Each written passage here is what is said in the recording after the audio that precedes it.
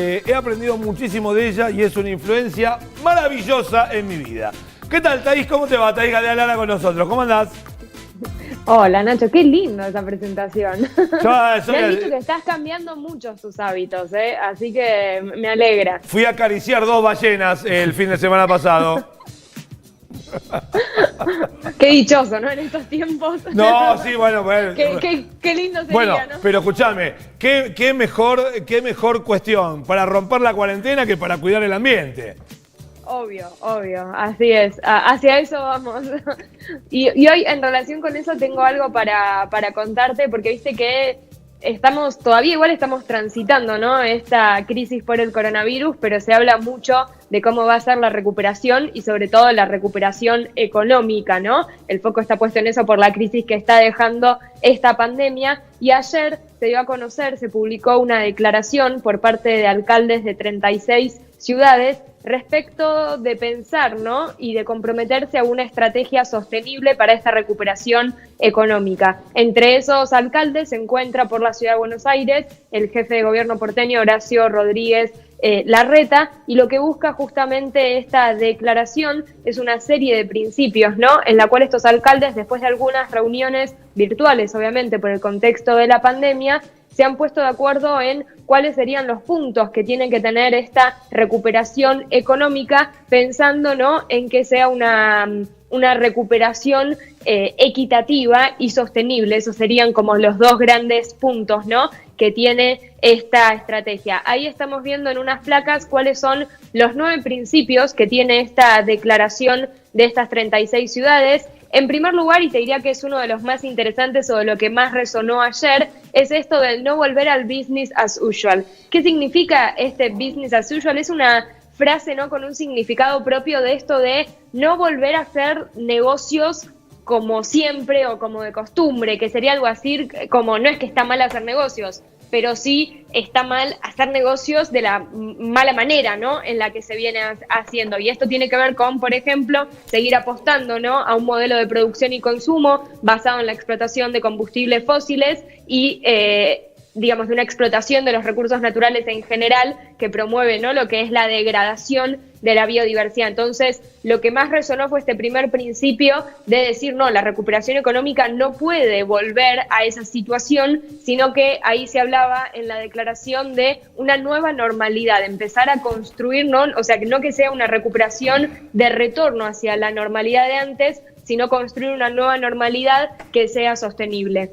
En segundo lugar, que esta recuperación económica se base obviamente en la salud pública y en la experiencia científica, así como también en el tercer punto, que la estrategia se base en servicios públicos e inversión pública, que es algo que también no dejó de entrever esta crisis por el nuevo coronavirus. Por otra parte, también abordar ciertas cuestiones de equidad. Por ejemplo, estamos hablando de una declaración de ciudades, lo que tiene que ver con atender, ¿no?, las inequidades que aún se presentan, por ejemplo, en los asentamientos informales. Y después podemos seguir viendo en la siguiente placa otros de los principios, donde sí ahí empieza a aparecer ya más la cuestión, ¿no?, de la acción climática, en donde, por ejemplo, se habla de mejorar la resiliencia. Y por esto, ¿qué se entiende?, ¿no?, que siempre cuando hablamos de acción climática hablamos no solo de reducir las emisiones, sino también de adaptarse, ¿no?, a los efectos. Y en este punto se destaca mejorar la resiliencia de las ciudades, tanto para futuras otras crisis sanitarias, como para también, ¿no?, los efectos que la crisis climática va a tener en las grandes urbes.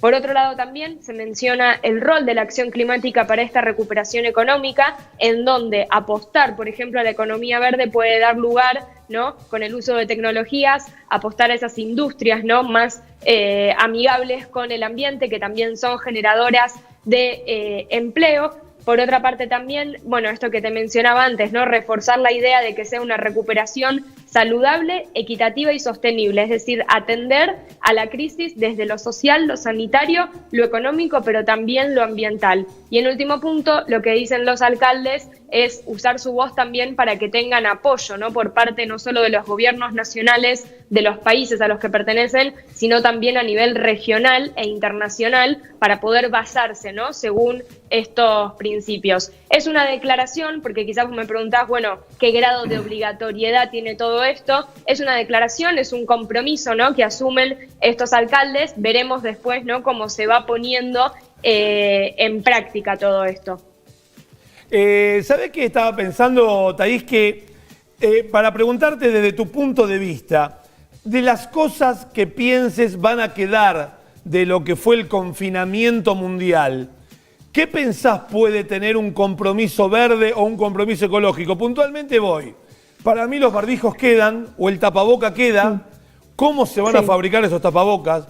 Para mí la costumbre de el rociar lo que compremos en los supermercados va a quedar. Eso lleva un rociador de plástico, por lo que ahí hay que ver también cuál es el compromiso verde de las cuestiones. Digo, cosas que se van a multiplicar en millones de millones. Sí, yo creo que lo vería desde dos puntos de vista, a nivel macro y a nivel micro. Creo que el micro va a ser el más problemático que el macro, y porque en lo que vos decís el micro es más a nivel ciudadano. Y sí, el tema de limpiar todo, de la vuelta de lo descartable, va a ser difícil después, ¿no? Volver a pensar en lo reutilizable, cuando hoy por una cuestión de la crisis sanitaria se está promoviendo, ¿no?, todo un uso descartable. Ahora, al mismo tiempo hay muchos, incluso acá en Argentina, emprendedores sustentables que se han reciclado, ¿no?, por así decirlo, a sí mismos, y han empezado ellos a fabricar con descartes textiles, por ejemplo, tapabocas reutilizables. Entonces ahí puede haber una beta. Pero sí es cierto que después de, te diría, los 2 últimos años, donde hubo mucho crecimiento, ¿no?, de la conciencia sobre el impacto del plástico en los océanos, en la fauna marina, creo que ahora eso quizás va a costar, ¿no?, un poco de nuevo volver a esa promoción, y hay que ver también cómo se permite que eso se vuelva, porque por ejemplo quizás ahora, que me ha pasado ya próximo cuando empezaba la cuarentena, que en algunos cafés ya decían que no nos permitían ir con el vaso reutilizable. Entonces hay que ver también, ¿no?, cómo eso se va adaptando. Y a nivel macro, yo lo que sí creo que puede llegar a quedar, si soy un poco optimista, es el hecho de que a nivel de el consumo, ¿no?, y la demanda de energía sí pueda ser, cruzo los dedos, ¿no?, pero que pueda ser una oportunidad para apostar más y promover más la transición energética. ¿Y esto por qué te lo digo? Porque durante el primer trimestre, según un informe que dio la Agencia Internacional de Energía, las únicas fuentes de energía que se mantuvo en alza y que se espera que durante 2020 se mantenga en alza son las renovables. Todo el resto de las fuentes de energía, los combustibles fósiles, tuvieron caída. Entonces me parece que ahí sí, desde el punto de vista más macro de la política energética, puede ser algo en favor no solo del ambiente, sino también, ¿no?, de las políticas climáticas, porque eso permitiría también, acompañaría, ¿no?, la necesaria reducción de emisiones contaminantes. Y también, Thaís, insisto, desde tu punto de vista, ¿cuál puede ser el papel de los grandes líderes